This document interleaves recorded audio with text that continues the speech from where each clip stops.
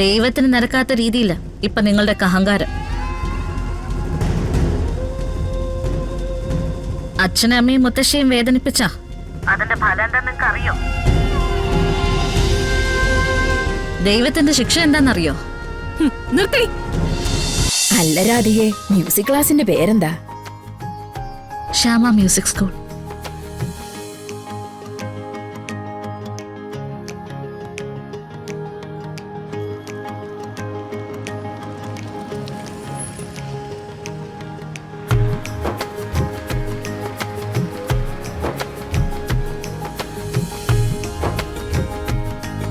ഏയ് വരുൺ. ആ ദീപക്, നീയായിരുന്നോ? വരുൺ, നീ എങ്ങോട്ടാ? ഒന്നുമില്ല, എനിക്കൊരു സ്ഥലം വരെ പോകാനുണ്ടായിരുന്നു. തിരിച്ചു പോകുന്ന വഴിയാ. എടാ, നിന്റെ കാര്യങ്ങളൊക്കെ ഞാൻ അറിഞ്ഞു കേട്ടോ. സത്യം പറഞ്ഞ കേട്ടപ്പോ വലിയ ഷോക്കായി പോയി. ആ ജിത്തു, ഇത് വരുണ്.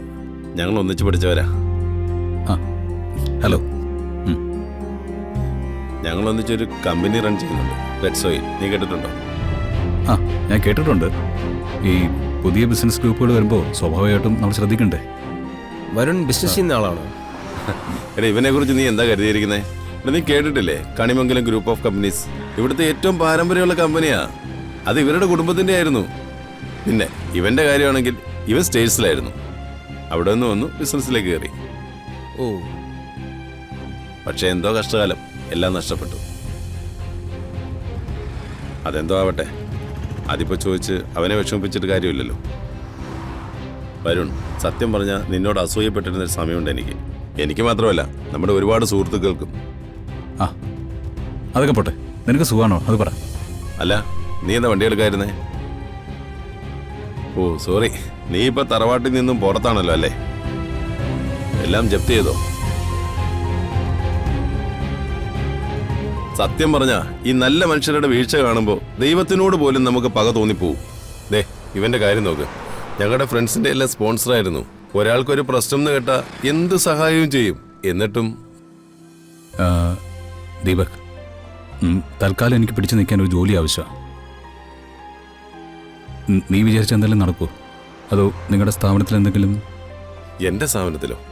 എന്നിട്ട് നീ എന്റെ കീഴിൽ നിന്ന് ജോലി ചെയ്യാനോ? നെവർ. എനിക്കത് സങ്കല്പിക്കാൻ പോലും പറ്റത്തില്ല. കണിമംഗലം ഗ്രൂപ്പിന്റെ ഉടമസ്ഥൻ, എന്റെ സ്റ്റാഫ്. നീ ഒന്ന് വെറുതെ ഇരിക്കും വരുൺ. എടാ, അതൊന്നും പ്രശ്നമില്ല. നടക്കില്ല, അതെനിക്ക് ബുദ്ധിമുട്ടാണ്. നീ അല്പം ക്ഷമയോടെ കാത്തിരിക്കേ. ഇനി ഒരു തവണ നമ്മൾ തമ്മിൽ കാണുമ്പോ നിന്റെ പ്രശ്നങ്ങളെല്ലാം മാറിയിരിക്കും. നീ ഒരു നല്ല മനസ്സിന്റെ ഉടമയല്ലേ? നിന്നെ തേടി അവസരങ്ങൾ വരാതിരിക്കത്തില്ല. അപ്പോൾ ഓക്കെ, ഞാൻ ചോദിച്ചത് നീ കാര്യമാക്കണ്ട. ഓക്കെ, ഞാൻ നടക്കട്ടെ. ശരിയടാ, നീ ഇടയ്ക്കത് വിളിക്കണേ വരുൺ. ഷോ.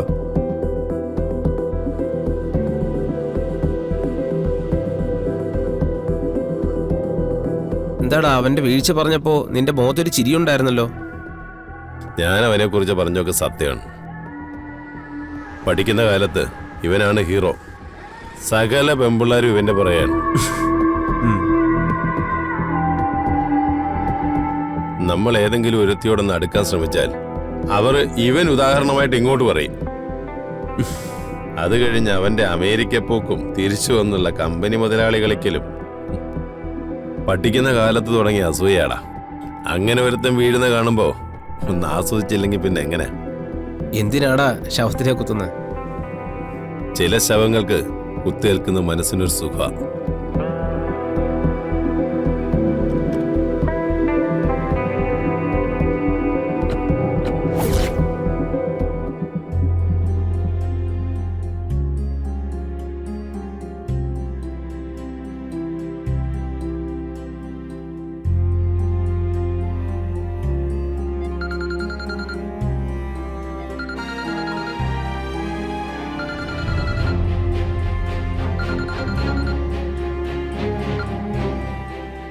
മോളെ, ആ മുത്തശ്ശി, സുഖാണെന്ന് ഞാൻ ചോദിക്കുന്നില്ല. അവിടുത്തെ അവസ്ഥയൊക്കെ എനിക്കറിയാലോ. ഇവിടുത്തെ കാര്യങ്ങൾ ആലോചിച്ച് നിങ്ങൾ വിഷമിക്കണ്ട. അവരിപ്പോ കുറച്ച് കഷ്ടപ്പെടുത്തിയാലും ഞാനും പരമേശ്വരനും പത്മിനിയും ഒന്നിച്ചുണ്ടല്ലോ. മുത്തശ്ശി, ഞാനിപ്പോൾ വിളിച്ചതേ, ഞാനിവിടെ ആറ്റോശ്ശേരിയിൽ ഒരു മ്യൂസിക് ക്ലാസ് തുടങ്ങുക. നാളെ അതിൻ്റെ തുടക്കം. കുറെ കുട്ടികൾ വരാന്ന് പറഞ്ഞിട്ടുണ്ട്. വെറുതെ ഇരിക്കണ്ടല്ലോ എന്ന് കരുതി. നന്നായി മോളെ. തുടക്കം ഒരു ചെറിയ ചടങ്ങ് മാത്രമേ ഉള്ളൂ. പക്ഷെ എന്നെ അനുഗ്രഹിക്കാൻ മുത്തശ്ശി വരണം. അത് ഞങ്ങൾക്ക് നിർബന്ധം. കാര്യങ്ങൾ നടന്നോട്ടെ മോളെ. മുത്തശ്ശിയുടെ അനുഗ്രഹം എപ്പോഴും നിന്റെയും വരുണിന്റെയും കൂടെയുണ്ട്. ഇവിടെ നിന്ന് വരുന്ന കാര്യം പരമേശ്വരനോടും പത്മിനിയോടും ഒന്ന് ആലോചിച്ചിട്ട് മോളെ ഞാൻ വിളിച്ചു പറയാം. അച്ഛനെ അമ്മയും ഞാൻ വിളിച്ചു പറഞ്ഞിരുന്നു. ഇനി മുത്തശ്ശി ഒന്ന് സംസാരിച്ചാൽ മതി. എന്ത് കാര്യം തുടങ്ങുമ്പോഴും ദൈവത്തിനെയും അമ്മയെയും മനസ്സിൽ ധ്യാനിച്ചാ മതി. എല്ലാം നന്നായി വരും.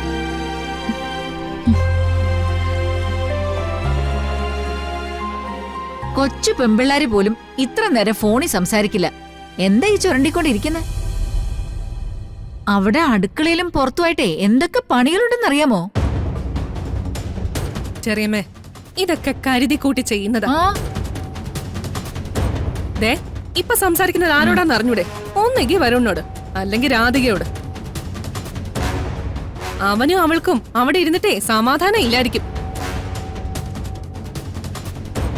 ഇവിടുത്തെ കാര്യങ്ങൾ മിനിറ്റിന് അറിയണം. പറഞ്ഞു കൊടുക്കാൻ അവതരണത്തിന് ഇവിടെ ഒരാൾ ഇരിപ്പുണ്ടല്ലോ. ദേ അമ്മേ, ഒരു കാര്യം ഞാൻ പറഞ്ഞേക്കാം.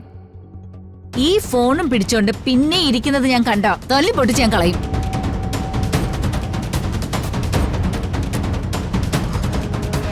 മോളെ, മുത്തശ്ശി പിന്നെ വിളിക്കാം. മുത്തശ്ശി ഫോൺ വെക്കണ്ട. എനിക്ക് ചെറിയമ്മയോട് സംസാരിക്കണം. മുത്തശ്ശി ഫോൺ സ്പീക്കറിലിട്ട് വെച്ച്. രാധിക മോൾക്ക് നിന്നോടെന്താ സംസാരിക്കാനുണ്ടെന്ന്? ഓ, അവൾക്കെന്താണാവോ എന്നോട് സംസാരിക്കാനുള്ളത്? എന്താടി? ചെറിയമ്മ പറയുന്നൊക്കെ ഞാൻ കേട്ടു. ഞാൻ സംസാരിച്ചത് എന്റെ വീട്ടിലാ. അതന്വേഷിക്കേണ്ട കാര്യം നിനക്കെന്താ? പക്ഷെ സംസാരിക്കുന്നതേ എന്റെയും വരുണിന്റെയും മുത്തശ്ശിയോടാ. ദൈവത്തിന് നിരക്കാത്ത രീതിയില്ല ഇപ്പൊ നിങ്ങളുടെ അഹങ്കാരം. അച്ഛനും അമ്മയും മുത്തശ്ശിയും വേദനിപ്പിച്ച അതിന്റെ ഫലം എന്താ നിങ്ങൾക്ക് അറിയോ? ദൈവത്തിന്റെ ശിക്ഷ എന്താണെന്നറിയോ? നിർത്തി. ദേ, നീ ദൈവത്തിനെ കൈ കൊണ്ടുവരുന്ന ആളല്ലേ? എന്നിട്ട് ആ ദൈവം നിനക്ക് എന്താ തന്നത്? ചവിട്ടി നിൽക്കാൻ മണ്ണുണ്ടോ? പോട്ടെ, കേറിക്കിടക്കാൻ കൂരയുണ്ടോ? പിന്നെ അവന് നാണമില്ലാത്തതുകൊണ്ട് നിന്റെ വീട്ടിലേക്ക് ക്ഷണിച്ചോണ്ട് പോയപ്പോ അവൻ കൂടെ വന്നു. അത് സത്യം.